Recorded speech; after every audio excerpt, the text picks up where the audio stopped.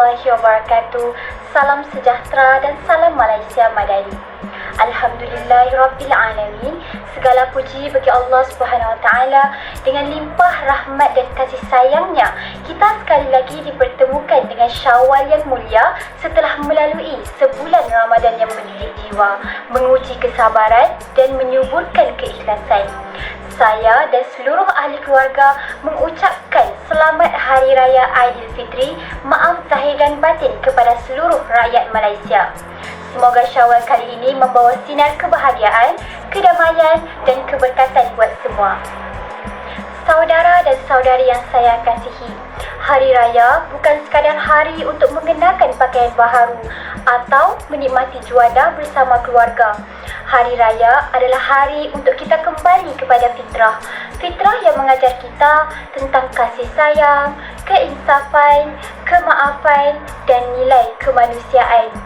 Namun, saya juga sedar bahawa tidak semua menyambut Aidilfitri dalam suasana yang sama.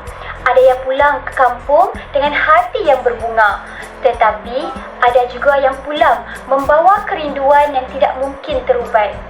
Ada yang tahun lalu masih dapat mencium tangan ayah dan ibu, namun pada Syawal ini hanya mampu menghadiahkan doa di pusara mereka. Kepada mereka, saya ingin menyampaikan bahawa negara tidak pernah melupakan kalian. Kesedihan yang dirasai oleh mana-mana rakyat adalah juga suatu peringatan kepada kita semua bahawa kemajuan sesebuah negara bukan hanya diukur melalui angka dan pembangunan, tetapi melalui sejauh mana kita saling membantu, menghulurkan tangan dan memastikan tiada sesiapa yang tercicir. Sepanjang Ramadan, saya berpeluang bertemu ramai rakyat dari pelbagai latar belakang. Saya melihat seorang ibu yang gigih membesarkan anak-anaknya seorang diri. Saya bertemu dengan peniaga kecil yang tetap bersyukur walaupun pendapatannya tidak seberapa.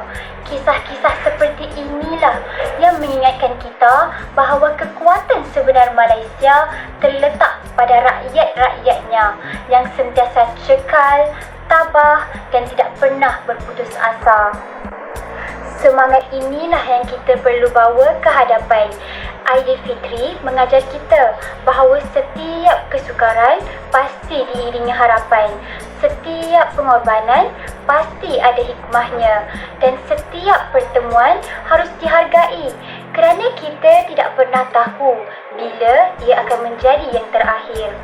Justru pada Syawal ini, marilah kita memperbaharui tekad untuk saling memaafkan.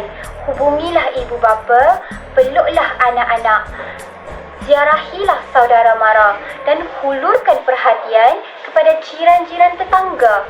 Jika ada perselisihan yang berpanjangan, semoga Aidilfitri kali ini menjadi titik permulaan kepada sebuah perdamaian.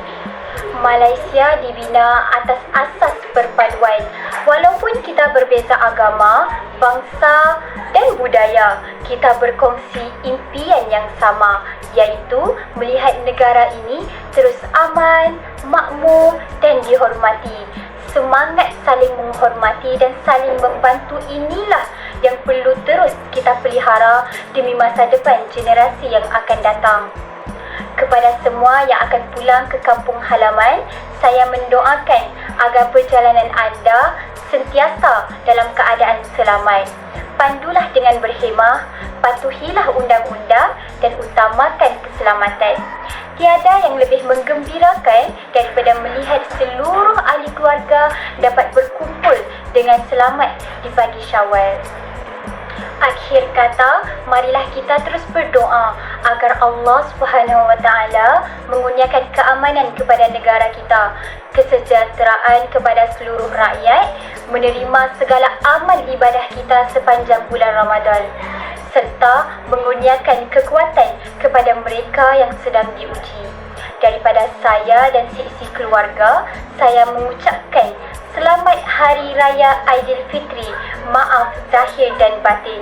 Semoga Aidilfitri ini membawa sinar harapan, memperkukuhkan ukhuwah dan menyatukan hati kita sebagai sebuah keluarga besar Malaysia. Sekian, wabillahi taufiq wal hidayah. Wassalamualaikum warahmatullahi wabarakatuh.